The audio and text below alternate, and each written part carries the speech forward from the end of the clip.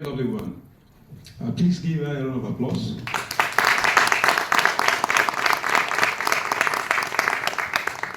Also to her supporters as well, the volunteers who have supported her to ensure that this event is well packaged. I do appreciate all of you. Thank you for the very warm hospitality. The Nigerian community, thank you very much for the reception. The Yoruba community, wonderful. I enjoy the talking drum. I feel quite honored. Thank you very much. Legacy of change, from vision to lasting impact. I think that's the theme for the keynote. It so happens that Chief Obasanjo and I are from the same place in Yoruba land. He's Balogun. Balogun is the general, if you like, Chief of Defense Staff. He's also the Prime Minister. So it's just fitting that I can roll keynote speeches into one.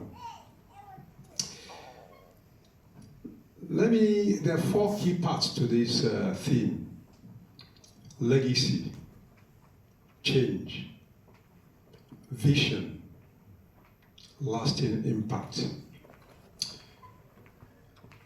And it's also good that we had panel sessions earlier today which speak to some of this. And I'm quite happy that Cecilia has deemed it necessary to celebrate those who have made lasting impact, those who are visionaries, those who have been successful, albeit in businesses, especially coming from Africa and from Europe, other parts of the world, to Finland, and they made successes. And I'll give you a bit of context to my own vision and legacy that I'm driving. When you think about the world and the turmoil that we have had over time, let's start from First World War, Second World War. Go to the Gulf War, Second Gulf War, the war in Europe, Ukraine, the war in the Middle East, whatever you find it. Or even the mass migration that we have. What is the basis? It's a case of the haves and have-nots, the powerful and the weak, the big and the small. And in each of these cases, it's this big divide in the spectrum, and the one that has a stronger hand either not showing sufficient compassion towards the one that's weaker, or deliberately oppressing the one that's weaker. And when you have that, it results in injustice or perceived injustice. And when there's injustice, it gets to a point where the one that's been unfairly treated reacts. The one who feels he or she has nothing to lose. The one who feels that he or she is already in the lowest part, so nothing else. And usually when such a person reacts, the one that used to have the strong hand becomes uncomfortable. My language, we say in that case, ara urokun, which means the bird that perches on a line, a wire line. The bird is not comfortable, the wire on which it perches is not comfortable.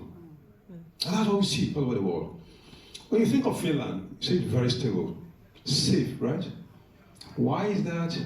Because you don't have that big divide.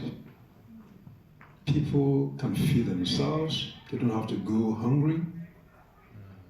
You don't have to be a millionaire or be wealthy for you to be able to afford a good education for yourself or for children. And you can have medical care, whatever the ailment you have, without having to bust a bank or having to take a loan, unlike in other parts of the world. When you have this, you have very little divide between the haves and have-nots, the powerful and not so powerful. then you will not have the kind of problems you have in the larger part of the world. And that's the basis for the peace, the security, and all of the things that we enjoy in Finland today. If we were able to achieve that in the bigger world, we will have a much better society. So that's kind of context, a lot of context to my own part. When I took on this role as Olowu about 3 years ago, I had not lived in my fatherland, that's in my part of the country, since I was very small. I wasn't born there anyway. But when I got there 3 years ago, I said, what? Is it this bad? And all my life, I thought I had done public service.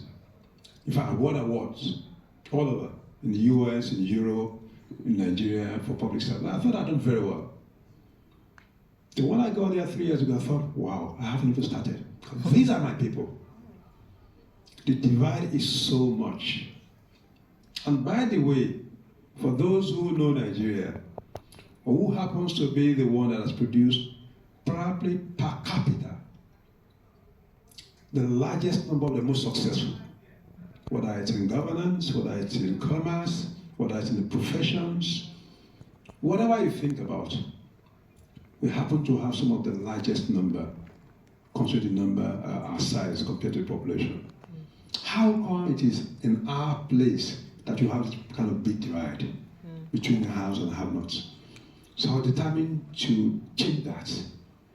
So that was the vision I had, and that's the legacy I'm driving. So what have we done? When you have that kind of vision, you know that there are some people who will have been benefiting from the chaos, from discomfort of others. Just like you see in the larger part of the world, where there are some who are very wealthy at the expense of the masses.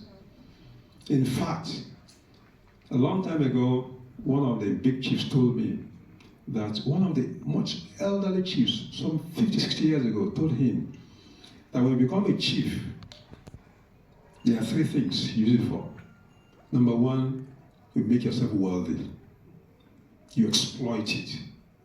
And he was very brazen about this. The second thing, you create confusion in the society. Because it's when there's confusion that you can benefit from it. And the third thing, you pose around, you strut, yes, we are the chiefs. You know, it's a prestigious thing as a chief. He said, those are the three things.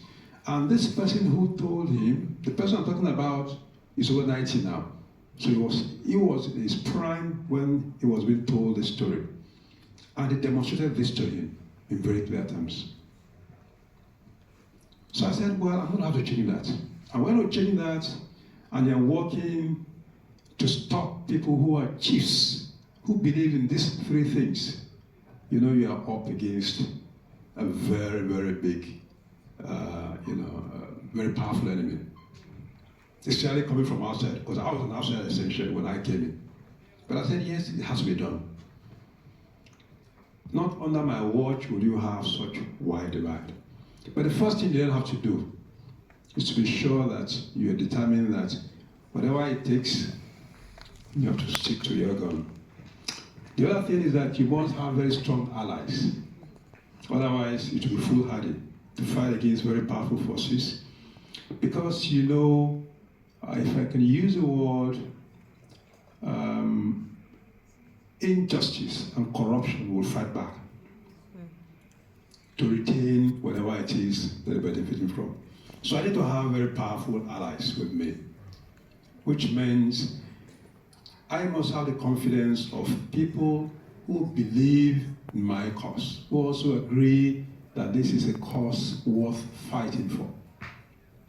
The third thing, I must be resilient, because you can't do it halfway. I must also come clean as well, because as they say, he who preaches equity must come with clean hands. So the courage has to be there. So while I got in, the number of things we started to do. You see children who should be in elementary school, but they are not in school simply because they cannot afford to have 1 meal a day. The parents cannot give them a meal a day. Think about that. You have 7, 8, 9-year-old kids who are not able to attend school or to even learn a trade or a skill because their parents cannot afford to give them a meal a day. That's serious. So we have to start what we call a meal a day program for elementary school. Provide 1 meal per day. That in itself will attract the children back to school, and then when they are fed up properly, nutritious meal, they can then concentrate and learn. So that was one of the things. However, if their parents have the resources, they will be able to feed them. And when you see this category of families, usually women are the economic mainstay of such families. So which means you also have to empower the women. In my former life, they call me champion of he for she. Because I believe, for the most part, we have not properly integrated our women into the workforce. We have not given them sufficient opportunity to contribute to the society in leadership roles, in economic roles. So I've always had to do that. As a matter of fact, I got to a point where I last worked, where about 80% of my staff were women, and I got a bit worried. Imagine when all the women go on maternity leave at once. Anyway. So I thought, if we need to do something about these meals a day, we need to empower the women. So we began to give them grants. But then you can't do that forever. I mean, there's so much you can give out for free. So at the point we said, well, we'll make it interest-free loan. Give them the loan, they don't have to pay the interest, and it's very flexible. And you put them into groups whereby they become kind of guarantor for each other. And I tell you, for the first batch we made, not one of the women defaulted once, not one. So that kind of vindicated our belief, and then, with that we began to expand the scope. So, women empowerment. There's also the issue about skills acquisition for the youth. Began to look for people who are, whether it's furniture making, whether it's fashion designing, whether it's welding, CNC machining, and all sorts, shoe making, all sort of trades, to begin to find opportunities for our youth to become, if you like, trainees, 6 months, 9 months, and once they are done, we then give them tools or funds to set up. Again, part of the economic empowerment. Healthcare. While there are, maybe decent private healthcare system, when people do not have the funds to buy medicine, what's the point going to hospital? They can't. As a matter of fact, there have been occasions where you find people who are very ill and they refuse to go to hospital because they cannot afford even the cost of the consultation. So what we then did was, well, some people said, let's go and build hospitals. I said, well, it's going to take a while to do that. They get approval, get staff, build the infrastructure, get staff, and all of that. It's going to take 2-3 years to do that. But people will begin to die. So we said, well, I think the first to do is to provide free medical insurance to most of this, the most deserving, the most indigent. So we kicked that off as part of free healthcare service. And some of the private healthcare systems that we have, we decided to just upgrade them to as much level that will cater to the needs of this people. So we did that as well. So that also, made it a very quick takeoff for the primary healthcare system as well. And then we also have, I'm a very passionate, conservation, green conservationist. I said, well, we must not say because people do not have sufficient resources, then we do not take care of our environment. So again, right now, we have probably the only green palace in the world. The only one.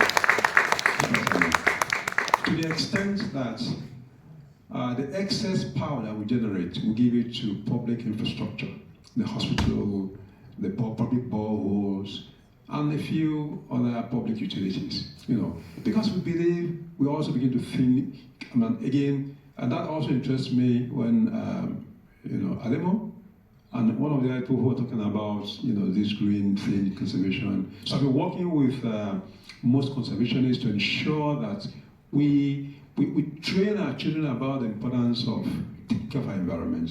Because don't think because you're struggling now, you can just decimate the environment, because you're going to hurt yourself in the long run. You may have, for now, the immediate relief, but by the time you are relieved and you have a bit more resources, you find out you've destroyed your tomorrow, and you can afford to do that. So we also train the children around this as well. So 4 pillars essentially: healthcare, economic empowerment, then education, education. Now, we find that there are quite a number of these children, the parents who cannot even afford to give their kids a meal a day. How will they be able to afford decent education? So we decided to give scholarship to as many deserving kids in primary school, as elementary school, and then in high school, as much as we can. And we've done this over the last 3 years, quite a large number. The whole idea is that over a period of 10 years, we want to impact at least 1 million lives. At least 1 million lives. So far, we have impacted probably 50,000, 60,000, based on what we've done in the last 2.5 years or so in this program. Again, doing all of this means that you're going to step on some big toes. Absolutely, big toes. As a matter of fact, I remember on one occasion, one very powerful person called me and said, "Can you see, people have come to report you that you are blocking their means of livelihood." And I said, "Tell me about that."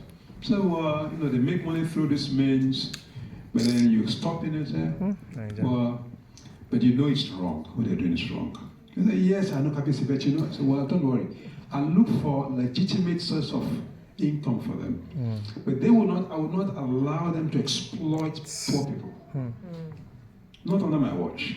But don't worry, I'll provide for them. I'll open a opportunity for them that will be legitimate and clean." And that's how to manage that. But you see, people who are used to, all these not so good ways of making money, they don't want to change most of the time. So again, that was one of the things I had to fight. Again, so again, after a while, you also find people who are in position, under me, also others who are under me, who will go and confiscate other people's land. They weave up stories, history. Most of the land inherited, historically. They will put up stories, histories, and go and, fraud documents and say, "Yes, it's mine," and go and sell a people's land. I had to stop all of that.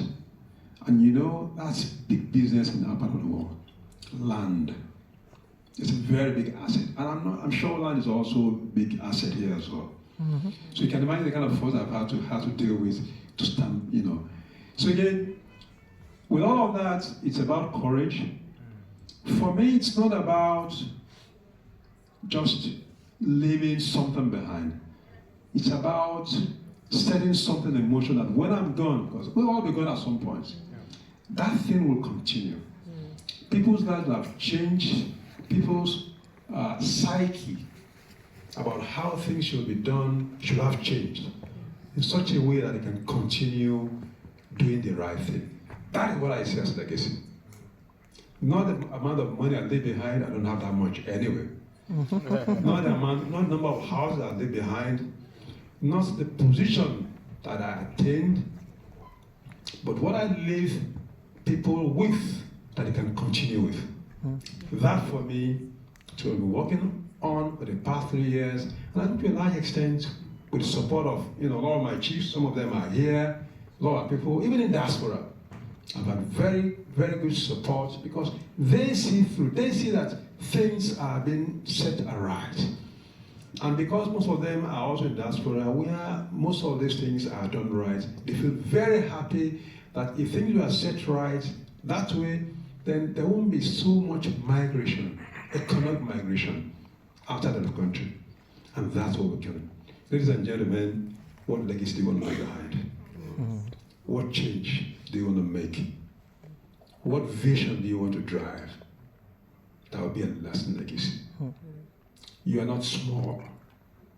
You are not poor. You are not insignificant. You don't have to be an Oba. You don't have to be a prime minister. You can start a change. We can all make it. And if you all drive that change positively, the world will be a better place. Thank you very much. Thank you, sir.